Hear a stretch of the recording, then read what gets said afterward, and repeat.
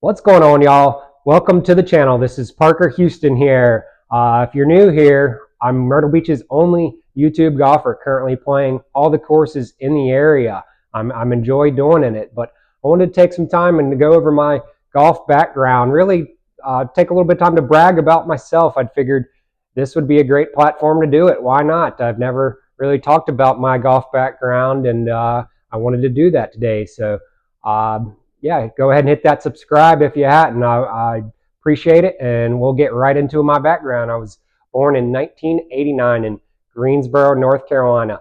I was a good athlete growing up. Never really got into golf until age 12, but before that, I was a good basketball and baseball player. I was actually teammates with Marcus Gilchrist on my AAU basketball team. He played at Clemson, played football there, and he was in the NFL for a number of years with the Chargers. But he was my point guard on my AAU basketball team till about 12. I gave that up for golf. So I'd give you a little idea of how, skill level athlete that I was. But I fell in love at golf at age 12. I'd like to thank my neighbor and his dad that really got me into it. Y'all have seen him on the channel, the oldest rivalry in YouTube golf history.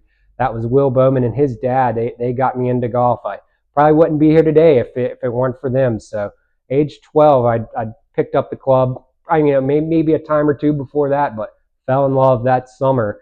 So yeah, we're going to take a little bit of time to kind of just brag about my junior career, the places I went, and who I ran across. I really started that summer. I was going into seventh grade. I decided, going into sixth grade, I decided I'd play in the club championship for some reason, the junior club championship there, the Cardinal in Greensboro. Some friends were playing in it, and they talked me into just playing. And it was 2 9-hole rounds. I shot 59-59 for a 118, sixth grade, and I guess I hit one or two good shots. And y'all know how golf is. That got me hooked. Those one or two are the ones that brought me back. And from that point forward, every day I was at the course most of the day. And after school, I was heading right to the course. So I was lucky enough to live a couple hundred yards away from the fifth tee box. So I'd get off the bus after school and I could hop right over, walk down to the course, and even in the middle of winter, I'd play a 4 or 5 hole loop right before dark. So fell in love, and I improved quickly. I don't know. Drop a comment if anybody has improved as quickly as I have. But 1 year later, in the junior club championship, it was that at this point it was 36 holes. It was 18-18, and it was a farther set tee back. I think the first year was like the ladies or senior tees, 59-59.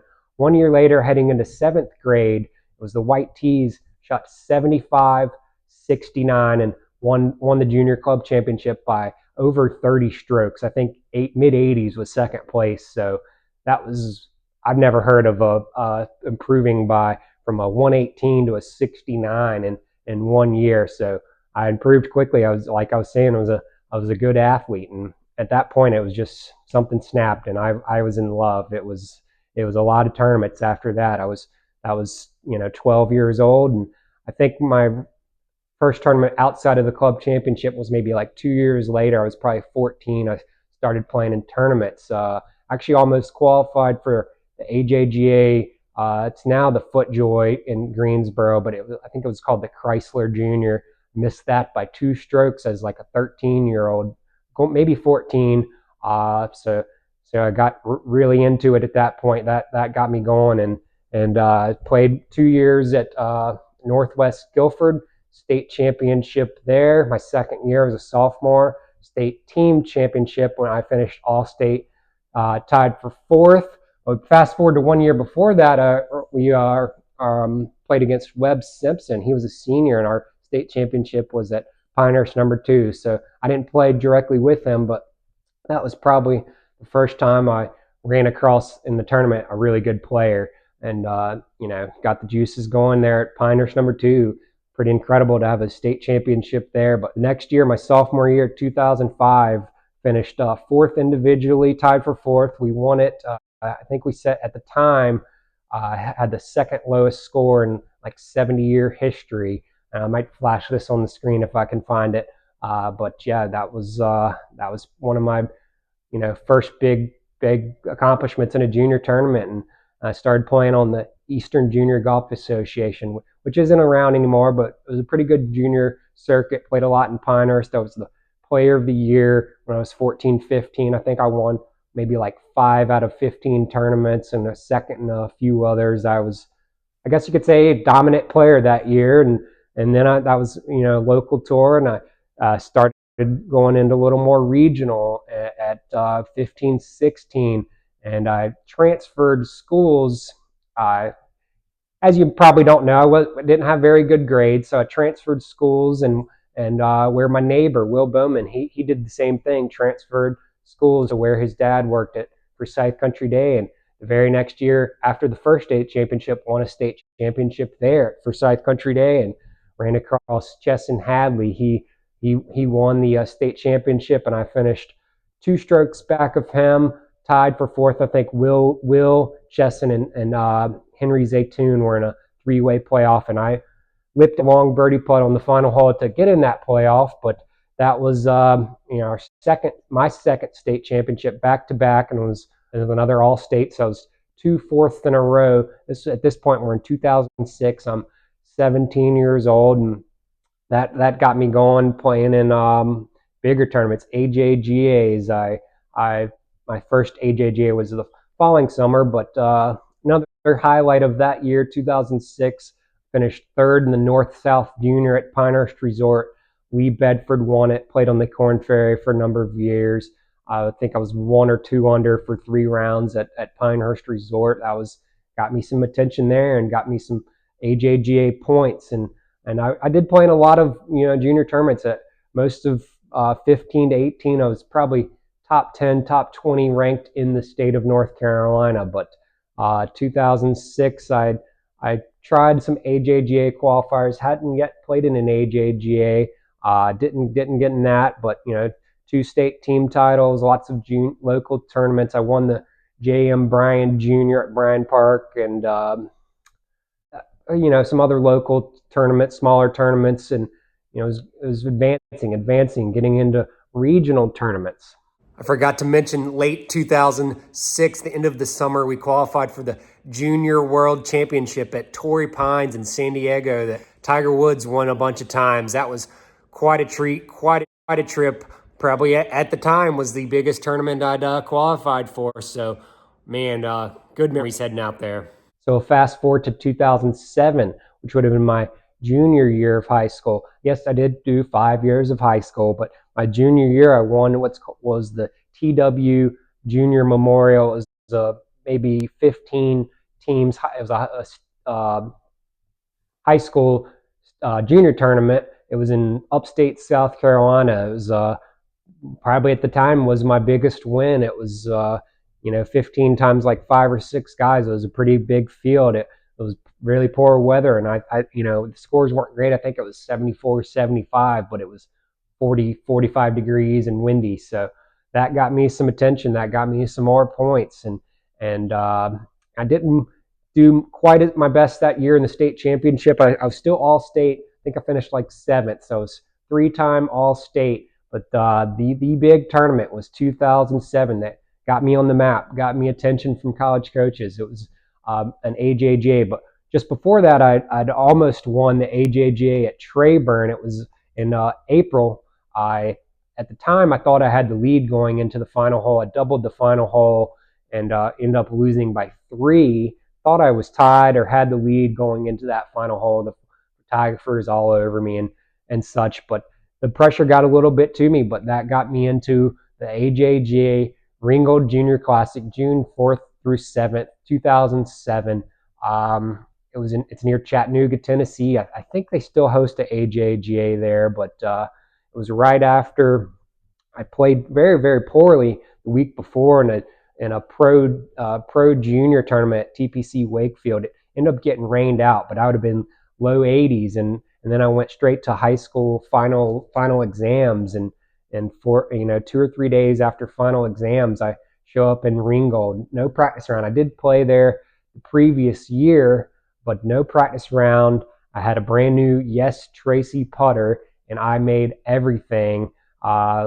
James White, who played on the Corn Ferry for a number of years, he ended up storming out to a AJGA record at the time, a a 61 in the first round. And funny story, I get in, had a great round, 67 myself. I birdied the first 4 holes, and I get into the scoring tent after, and the lady's adding up my score, and 62. I said, no, no, no, no, I wish. That's a 67. I think you missed a hole. And she, oh, okay. Well, there's actually already been a 61, and my jaw dropped. What in the world? I just played unbelievable for me. 67 was 3 under. Was a par 72. They reduced to a 70, and pretty short course, but 3 under. We were playing as 70, so it was 3 under. One of my better rounds at the time in junior golf, and I'm 6 behind. What in the world? What is going on? And we had an event that night. Went to a rodeo, and they recognized James. They called him out over the megaphone, and he raised his hand, and he was getting a lot of attention. He was on the news. He was on the website. It was a record at the time, and little Parker was just playing it cool. And I shot another 67 the next day, and he shot 71. So I'm 6 under. He's 8 under heading into the final day. And I wake up that day, and we got the last tee time, obviously, and the wind starts blowing, and it's a short little tight course, and my strategy just was to hit irons everywhere, just iron it to death, keep it in play, and keep it in front of me. As y'all have probably seen on my videos, driver is not my strong suit, so this course really fit me well, and I wish I had more courses like this, but it was Windstone Golf Club in Chattanooga, and I was 2 over through 8 holes the final day, and I think he was 3 or 4 over, so I was probably tied, and I birdied the ninth. I birdied the chip in birdie on 11. I birdie 12. I make a long par putt on 13, and all of a sudden I'm 3 or 4 up, and I end up shooting 3 under on the back and winning the tournament by 7 shots. It was at AJGA.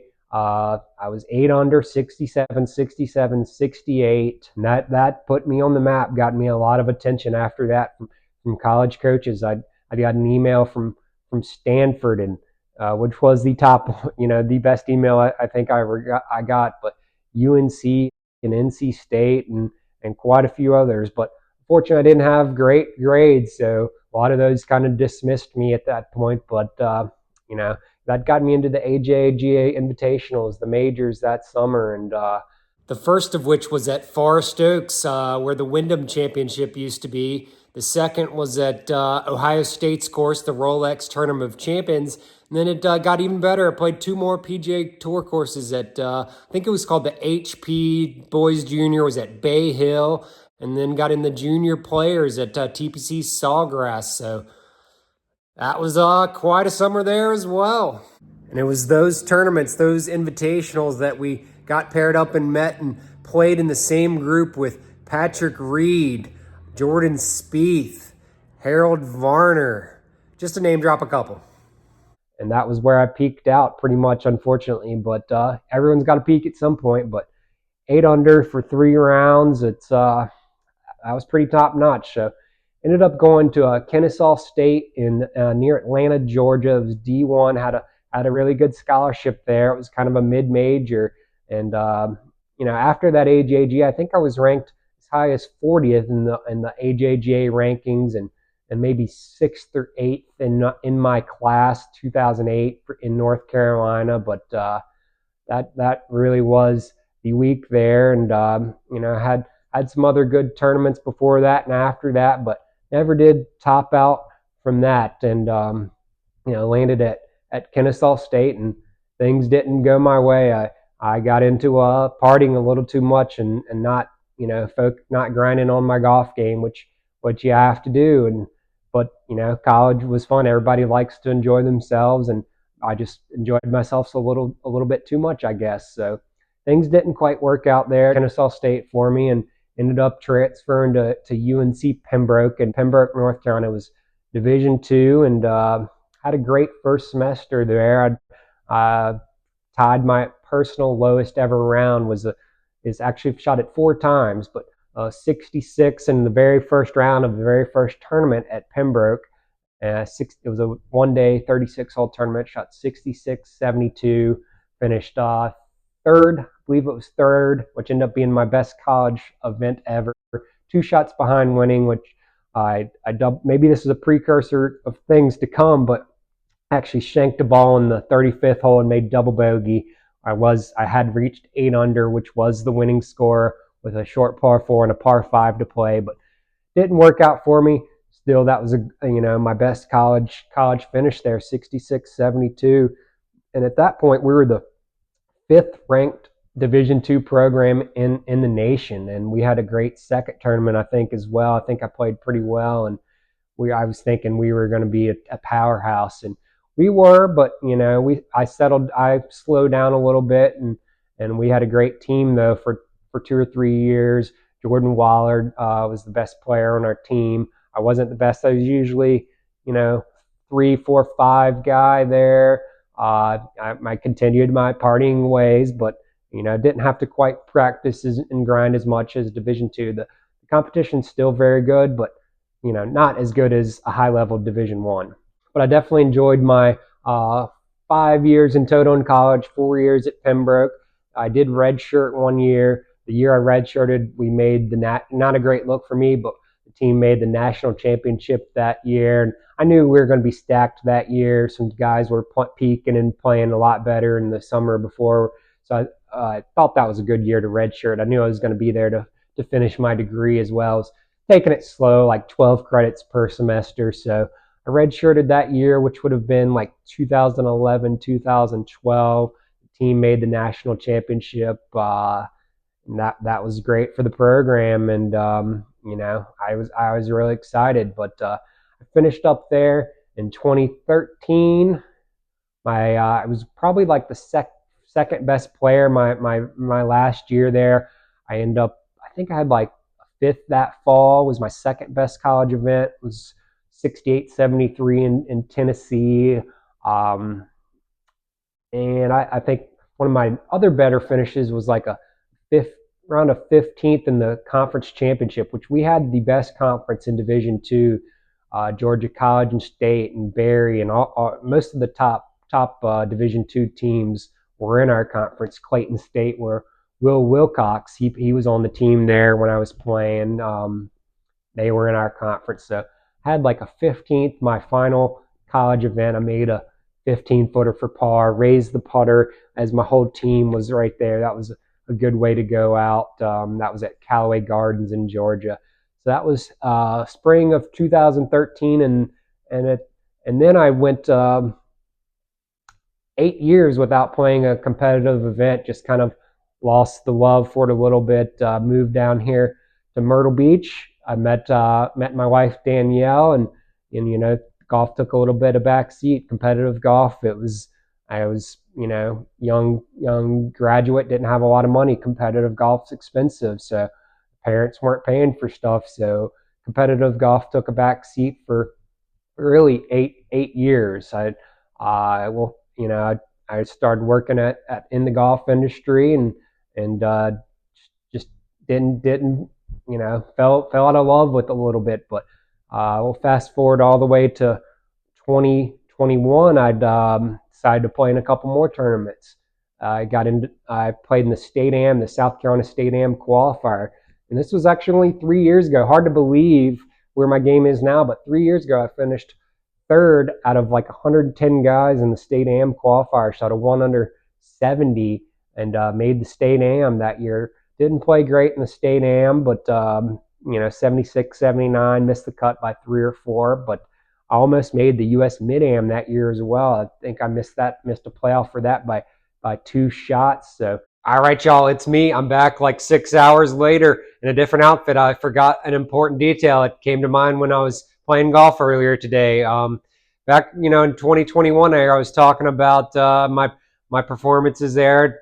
Didn't go my way in the Mid-Am or in the State Am. In the U.S. Mid-Am qualifier, was pretty close. Missed the playoff by 2 shots. Thinking I was going to give competitive golf maybe another run in some Mid-Am tournaments, and I went to the State Mid-Amateur and made the cut on the number. Didn't go my way. Finished near the bottom of the leaderboard.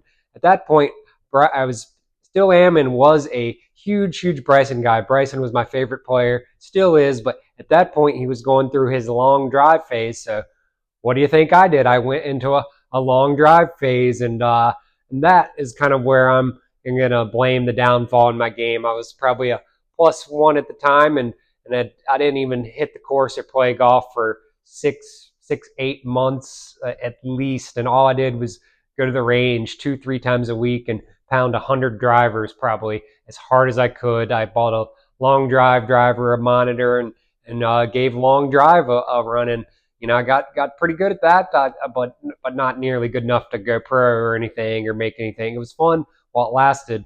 I got up to a 387-yard drive, a 204 ball speed, and some others in the high 190 ball speeds, hitting a 4.5-degree long driver, 48 inches. That was fun while it lasted, but I'm going to blame that for the downfall in my game. Was a +1 before that, and now fast forward 3 years later, I'm a 4 and sometimes feel like a 5 or 6 handicap. So that got me into some bad habits, I'd say. Getting out of my posture, swaying real hard, using just too much body movement. Got me and jerking it back real quick. That got me into some real bad habits, I think. So, and it didn't help that I didn't play or go to the golf course on the course for close to probably a year. So yeah, that was one of the things that made me a downfall. And then another thing is probably the YouTube, putting a camera behind you. I've heard other YouTube golfers say it adds a couple strokes, and I believe it. You're thinking about the video, and you're thinking about the set, where the camera is, and you're voicing your thoughts, which isn't natural to how I grew up playing. It's all competitive golf. You're all in your own head, and it's all mental. And trying to voice your thoughts more, it slows you down, and you maybe get in your own head a little more. So I think that's partially to blame. I think when I started filming the videos, I was still maybe like a 1 handicap. So went from a +1 to like a 1 or 2 ish with the long drive, and then now I went from like a 1 or 2 to a close 4, or sometimes, like I just said, it feels like even more. So that's kind of where my game is now, and let's get into a little bit more of my future plans. I know the game is still there somewhere. I'm hoping to maybe get back to that level at some point. I really got to grind and practice at it more. Right now with YouTube, we'll get into a little bit of my plans with YouTube, but that just takes up a lot of time editing all these videos, and you got to y'all know golf. You got to stay on top of golf to be good and to get better. You can't get better without practicing. So 2021, I was hitting a lot of balls, practicing a lot, playing a lot. So I still had a probably +1 or so at the time. And right now, unfortunately, I'm about a 4 or 5 handicap. But we're planning on maybe getting a lesson or two, and really our goal is to hit balls once a week, play 1 round a week. I think I can maintain and get slightly better at that level. But yeah, that pretty much covers the junior golf, amateur golf career. It was, tournaments were fun. They were a lot of fun. I'm hoping to get my daughter into it. But let's talk a little bit about my YouTube channel and what my plans are. My first video was June 3rd, 2023. I think I never really even watched a YouTube video, probably till like late 21 or 22. I never watched a YouTube golf video, and started watching Brian Bros and Grant and Zach Radford and Garrett, and just fell in love. It's honestly better than I enjoy watching a good Grant versus Phil Mickelson video that just came out. That's a lot better of a watch than watching a sleepy PGA Tour event where the top guys aren't in contention. You're hearing the announcers talk and what their thoughts are. You're not getting anything from the players. It's the YouTube golf. You're getting the personalities, the banter, the jokes, and it's sped up. You can watch an 18-hole match in an hour. If you wanted to watch a tournament, it's on for 4 days in a row, 4 or 5 hours each day. That's a lot to watch, and then not to mention you got the PGA Tour and Live. A lot of my favorite guys are on Live, so how can you keep up with all that? So I've kind of transitioned a lot of my time to watching the YouTube golf, and that 2000 July of 2023, I decided to bust out and buy a tripod and take my iPhone 12 out there and film my first ever video. And looking back at it, it was terrible, and the editing was terrible. It probably took me. I didn't have any idea. There's no course to teach you how to edit, but I didn't have any idea what I was doing. I was filming it in vertically, and that's not how you film a video. And maybe I'll pop a little bit of that on the screen here, but that was not a good video. And I do think I'm getting better. And each video you just progress and you get better and better. But yeah, I've been at it for a year. It does take up a lot of time. I used to read a lot of books, and watch some shows here. I still watch a little shows, but I haven't read a book since I started the YouTube. A lot of my free time is spent editing the videos for you guys, and I think I kind of found my niche beginning of this year, end of last year, with documenting the Myrtle Beach courses. No one else is doing that, so a lot of you guys coming down here on trips and just want to check out the courses. I'm your guy. You watch my videos. I try to show the courses, but you end up talking a lot about yourself. But I'm trying to talk more and more about the courses. So right now I've played 25 courses, about to play my 26th this afternoon. I got a roughly 80 80 total. So thinking mid or late 2025, I'll have all those done and just have kind of a back roll of people to go in and watch the videos, watch the courses, decide where they want to play. So I'm excited. Right now we're about 910 subscribers, almost monetized. Hope I'll be there by the end of the summer. But I'm definitely gonna keep at it until I finish that. And at that point, I'm hoping to be a couple thousand subscribers, and then we can maybe get in. Maybe my game will be better. I'd love to get back to scratch, and we can get into some collabs, some matches against some other guys. I know, Luke Peavy. He's not that far away in Georgia. Evan Thompson and some others. Dodd King. He lives in Virginia. So I'd love to get into some matches and some collabs, and some buddies around here. I've gotten a few matches on the channel, but we'd like to get into some more matches, some random challenges, maybe some food challenges, some drinking, some things like that. I got a whole list here, a sheet of paper, front and back of video ideas. You think about this stuff a lot. You think about it all the time, and I'd be lying if I said you didn't get into YouTube trying to make some money. It's a little side hustle. I've spent, probably not gonna be a long time if we ever recover what we spent on it.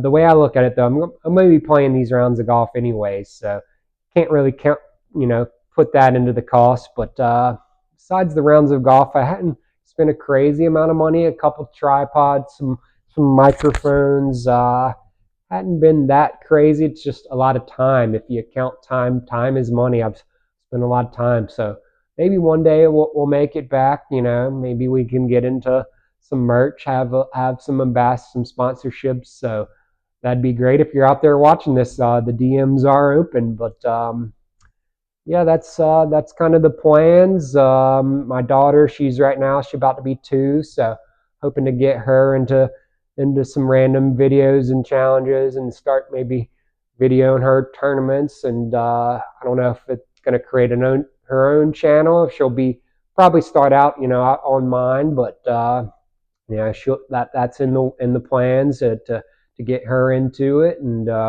maybe we get her a head start into the YouTube game. There's Gabby Golf Girl. She's probably making the big bucks as like a 16-year-old on YouTube. So I think YouTube's just going to continue to grow and grow. A lot of more pro golfers are getting to it, and they're realizing tournaments are stressful. So why put yourself through all that stress when you can have fun and make videos out there? I mean, you see Phil Mickelson starting a channel, and Sergio Garcia and Akshay, and obviously Wesley and Bryson. They do YouTube, and I think it's just going to continue to grow and grow as the older crowd ages out. The older crowd's not really into YouTube, so as they age out and the younger crowd moves up, YouTube's going to just become more and more popular. Cable TV is just not where it's at. People, if you ask me, I wake up and pretty much the first thing I'm putting on is YouTube. I'm not.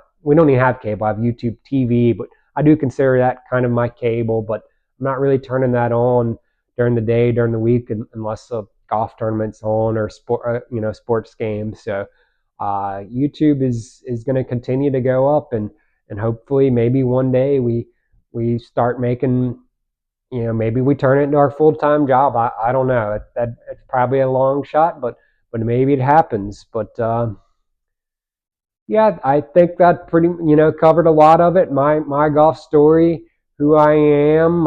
If y'all have any questions, let me know. Drop a comment. What you think, and that'll do it, guys. I appreciate y'all stopping by. If you don't mind, hit that subscribe. We're going to be, like I said earlier, playing every course in Myrtle Beach. I'm your guy, and we'll see y'all in the next one. Peace.